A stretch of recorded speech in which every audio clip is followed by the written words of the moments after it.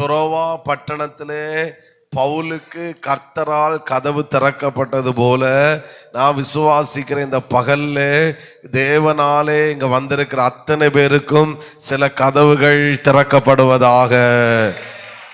இயேசுவின் நாமத்தினாலே இந்த பகல் இந்த பலிபீடத்தை நான் டிக்ளேர் பண்றேன். கர்த்தரால் கதவுகள் திறக்கப்படுகிற ஒரு பகலாய் இந்த பகலை கர்த்தர் மாற்றுவாராக. உங்களுக்கு முன்பாக என்னென்ன கதவுகள் அடைக்கப்பட்டிருக்கிறது என்று நீங்கள் உணர்கிறீர்களோ அந்த கதவுகளை நீங்கள் அல்ல திறப்பது, அந்த கதவுகளை கர்த்தரே திறப்பாராக.